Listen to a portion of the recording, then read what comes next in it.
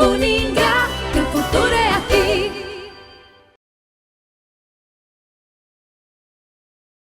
Olá pessoal, sejam bem-vindos à nossa aula 2 da unidade 3 sobre conceitos da administração. Sou o professor Eider Jefferson Gonçalves, como vocês já conhecem, então vamos dar continuidade aí às teorias administrativas, né, que baseiam os conceitos, os fundamentos da administração. Agora vamos falar sobre a teoria sistêmica, ou também conhecida como teoria dos sistemas. Então vocês podem notar que nós viemos evoluindo no tempo, né? Então a teoria dos sistemas, a teoria sistêmica, ela é uma teoria bastante moderna, né? A teoria sistêmica surgiu entre 1950 e 68 com os trabalhos do biólogo alemão Ludwig von Bertalanffy. Então, o von Bertalanffy, também conhecida, né, a teoria sistêmica como teoria geral dos sistemas.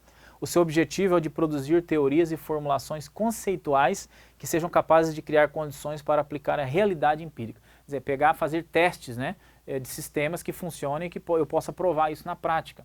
Utilizar o empirismo para aplicar na prática ali e poder provar que o sistema existe, que ele funciona e que ele é válido.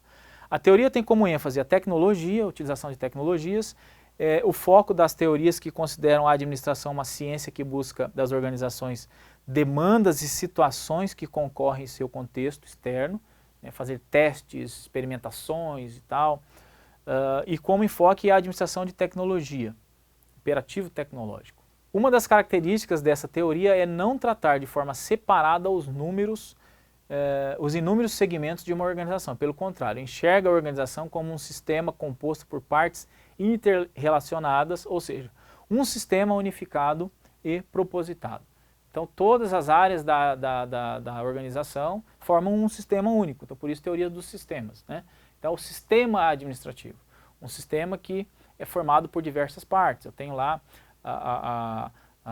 departamento de marketing, eu tenho departamento contábil, financeiro, departamento de produção, departamento de compras, todos os departamentos se juntam formando um sistema que possibilita a criação ou surgimento de algum produto, de algum serviço, alguma coisa nesse sentido. Ainda sobre esse assunto, Rossés contribui afirmando que as organizações são, por definição, sistemas abertos. O que é um sistema aberto? Que aceita influências do ambiente externo. O sistema fechado ele não é afetado por influências externas. O sistema aberto, sim, né? Tanto ele é afetado como ele necessita de insumos, de influências externas para que ele possa realmente trabalhar e conseguir atingir seus objetivos. O que nós podemos ainda falar sobre a teoria sistêmica, né? As organizações têm 6 funções de acordo com a teoria sistêmica. Primárias, ou principais, que mantêm estreita relação entre si, que são, de acordo com a teoria dos sistemas, a ingestão. O que é ingestão? É realmente a captação de recursos. Então eles enxergam a teoria sistêmica como, nós podemos até comparar com o corpo humano aqui, né? Que é um sistema vivo, tá certo? Então tem o processo da ingestão, a função da ingestão, que nada mais é do que o recebimento de insumos para que a organização possa funcionar, é a contratação de funcionários, é a compra de matéria-prima, a aquisição de materiais, né, de imóveis e de recursos e tal, a captação de recursos financeiros, etc. Isso é ingestão. O processamento, que é pegar tudo isso e processá-los, transformando em produtos, serviços ou em resultados. A reação ao ambiente, então de acordo com isso, como que a reação da minha empresa, da minha organização, como é essa reação mediante o ambiente externo. Suprimento das partes, então não é só ingestão de recursos, mas saber em que cada departamento, o que cada parte da organização, o que elas precisam e o quanto precisam. Regeneração das partes, caso essas não sejam bem supridas e passem por dificuldades, o que eu preciso fazer para regenerá-las, recuperação realmente, né, ou reengenharia. Pegar, por exemplo, meu departamento de marketing não está dando resultado, não estou conseguindo vender, então eu preciso fazer uma regeneração desse departamento, que eu preciso investir capital, contratar novos funcionários, etc. E organização, trabalhar focado em organização, sempre ter a empresa muito bem organizada, né, as coisas muito bem colocadas nos seus devidos lugares. Ainda falando da teoria sistêmica, pessoal, então dentro da teoria dos sistemas existem alguns conceitos relacionados que, de acordo com Carvalho, são. Então todo sistema, ou de acordo com a teoria dos sistemas, todo sistema ele tem a entrada, ou chamado de input. input, entrada ou a recepção dos insumos. É tudo aquilo que a organização precisa para poder funcionar, tudo aquilo que ela recebe, né, de atores externos ou do ambiente externo para poder funcionar, como eu já disse. Pessoas que ela recebe, dinheiro, capital que ela recebe, a matéria-prima que são os insumos, as energias, informações e etc, etc, etc. Depois da entrada ou do input vem o throughput ou processamento, né, a transformação daquilo que foi recebido. Então todo o processamento acontece então para que gere algum resultado.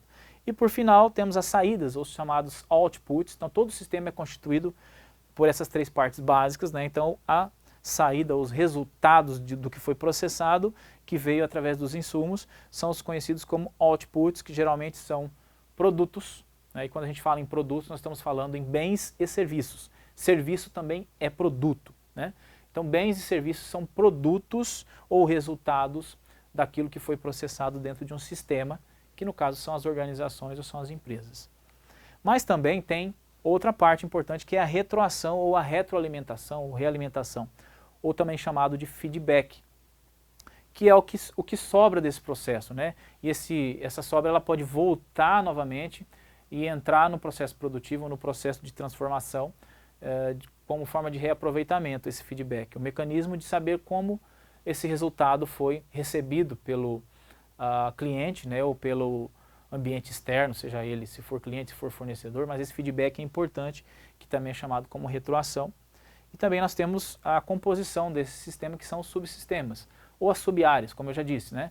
Tem a área de marketing, o subsistema de marketing, subsistema de produção, subsistema de contabilidade, subsistema de administração. Então temos os subsistemas que formam todo um sistema com base na teoria sistêmica, a teoria dos sistemas. Por fim, a teoria dos sistemas, ou sistêmica, teve uma contribuição significativa para o desenvolvimento das organizações, porque orientou sobre o conhecimento global, né, juntando partes e formando um todo que possibilitou o entendimento de que uma empresa, uma organização, ela nada mais é do que um sistema, e que muitas vezes é um sistema bastante complexo. Por isso que é importante estudar a administração.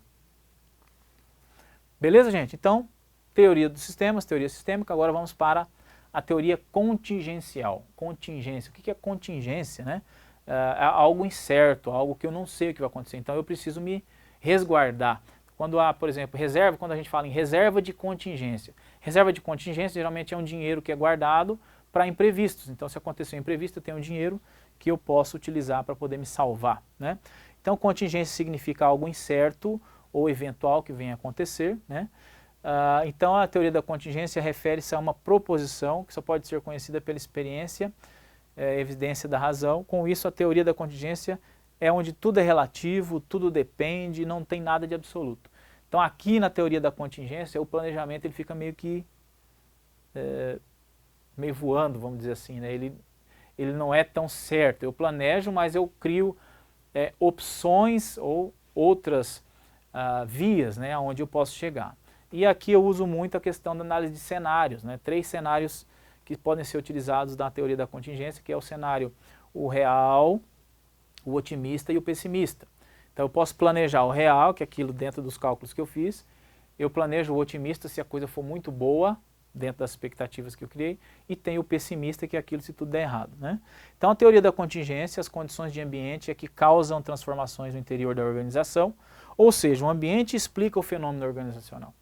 Então tudo é relativo, vai depender do clima, vai depender do humor das pessoas que vão trabalhar na empresa hoje, vai depender do humor do chefe, vai depender de muita coisa, né? Então esses fatores externos, eles são aceitos na teoria contingencial como algo decisivo ou determinante para que ocorra o funcionamento da organização. Ela explica que já uma relação funcional entre as condições ambientais e técnicas administrativas corretas para se alcançar eficácia nos objetivos da organização. Então tem que ponderar todas as técnicas que eu tenho com esses fatores que venham a influenciar no meu ambiente organizacional. A teoria tem como ênfase o ambiente tecnológico, e é o foco das teorias que consideram a administração uma ciência, tá? E tem como enfoque a análise ambiental, o imperativo ambiental. Ou seja, eu tenho que analisar o ambiente primeiro para depois dizer como que a minha organização deve funcionar. tá certo? Ah, o ambiente político ele não está contribuindo para a minha empresa, a política ela está causando bastante resistência a um tipo de produto que eu tenho, ou algumas tarifas fiscais, alguma coisa nesse sentido, então isso vem a influenciar e entra nessa teoria da contingência. A abordagem contingencial, algumas vezes chamada teoria situacional também, porque depende da situação, foi desenvolvida por administradores, consultores e pesquisadores que tentaram aplicar os conceitos das principais escolas em situações reais e tiveram alguns problemas, né?